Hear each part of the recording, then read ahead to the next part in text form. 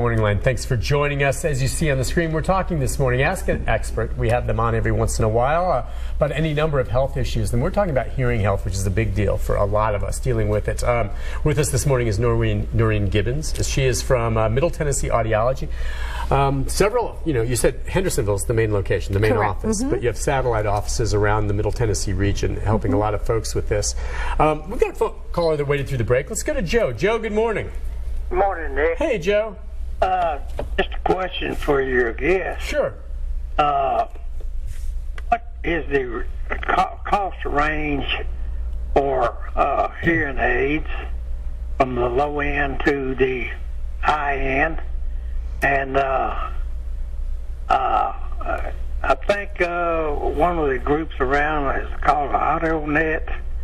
Is that, do you know, are you part of that, or do you know some of the other places in that particular program? Yeah, there are there's a wide variety of costs on the hearing aids. The thing I always want to make sure that people are aware of is things like the warranty, loss and damage, the type of services available.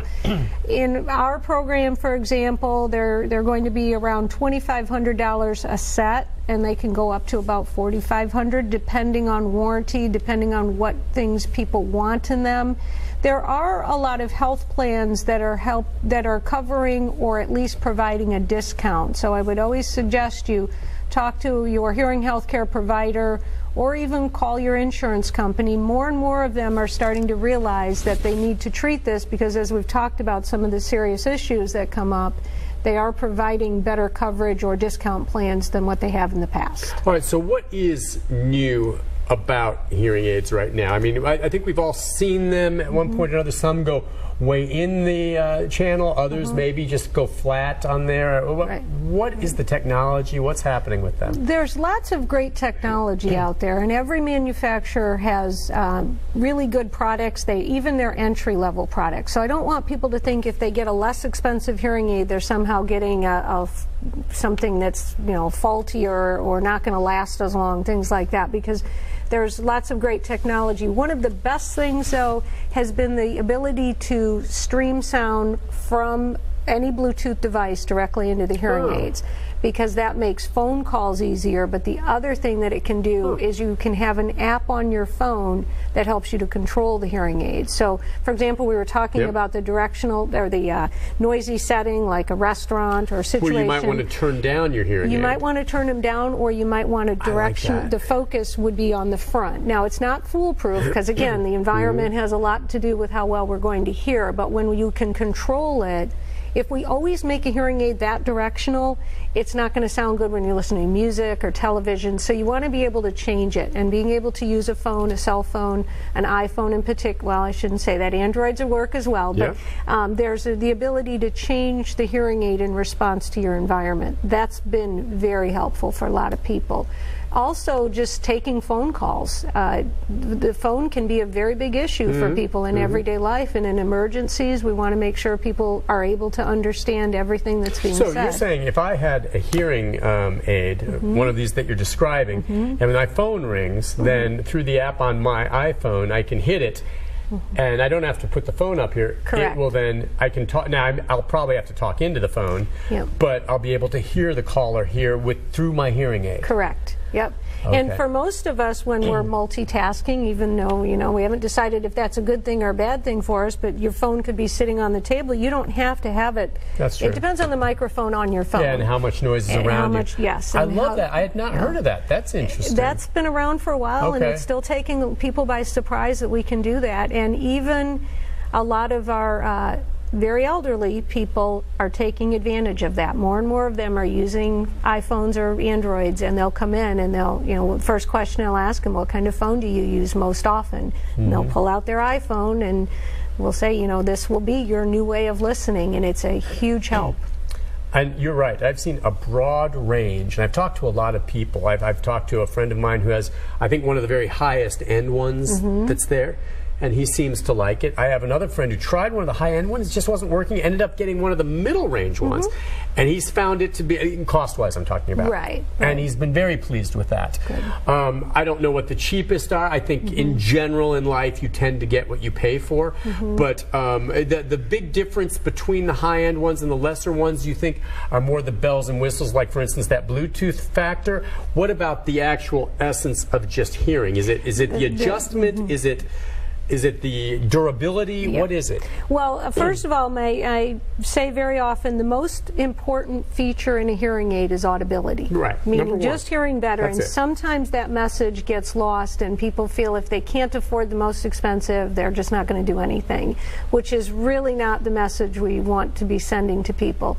So the features, because I tend to be maybe a little more cautious about those features, I'm not too much of a bells and whistles type of person when it comes to that technology. The mid-level hearing aids, at least direct to iPhone or direct to Android, whatever we can do, those are important features to have. They attempt to do a lot of research on these features that they're building, and for example Vanderbilt University does a lot of research, and we find that some people can tell differences, others can't. So that's why it's important to talk to your audiologist about what features are most important for you, but the environment that you're in on a regular basis. That's key to us determining what's best. Right. So you tailor it to what Correct. fits. It's got to be tailored.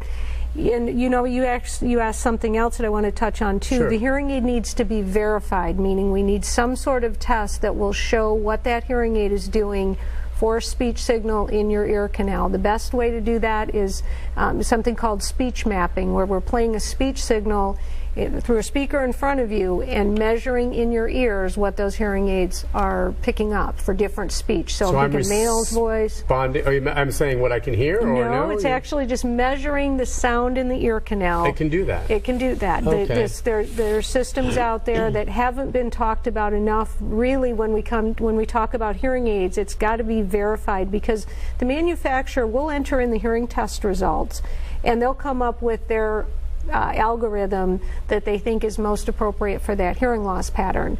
But there can be many changes, differences in ear canal size, and all sorts of differences that will affect that fitting, so we have to verify the hearing aid is doing what we expect it to. And you want a hearing aid that you can upgrade? I mean, I'm wondering if my hearing just genetically or otherwise continues to degrade. You can adjust and increase the power of the hearing aid to compensate. Yes, we have. We'll always look at the range of volume available and the range that we have in a device, and we want to make sure we can continue. We expect that to last at least 3 to 5 years, sometimes longer. But when you get out to 5 years, there's repair issues, there's software compatibility, there might be some different features, but we can change out speakers on the behind the ear that you were talking about with the thin tube, the thin wire. We can change out and get a more powerful speaker if needed. So we want it to last you a while. It's you know, most audiologists are going to look at that fitting range and make sure. And as far as the beating they take, are most hearing aids once they're put in, that you can sleep with them, you can shower with them, or are you supposed to take them out? You're supposed to take them out at night. At night, you do have to take them out. Showering, anything that, yes. So it's easy enough to put right in. Just push it in. I mean, different ones. Some go farther in. Some more concealed than others, if you know what I mean. Yes, they are. There are some that'll fit completely down in the ear canal that are very good for people. There are some devices that are meant to be worn 3 to 4 months at a time. It's called a lyric. I'm not fitting that just because I'm a little concerned about the population I work with and how often we can see people for follow-up. But there are many devices that quite often people cannot tell you're wearing them. They just can't tell. They put them down there fairly deep, and it's not. That's kind of nice, I suppose, so that no one really knows something along those lines. All right, listen, we need to take a quick break. When we come back, we can take more phone calls. If you have a question or comment, do you have a hearing aid? What kind are you using? I'd just be curious what's out there. And more of our conversation with our guest on hearing health and what's out there. This is interesting. I've already learned a bunch. We'll be right back with more right after this.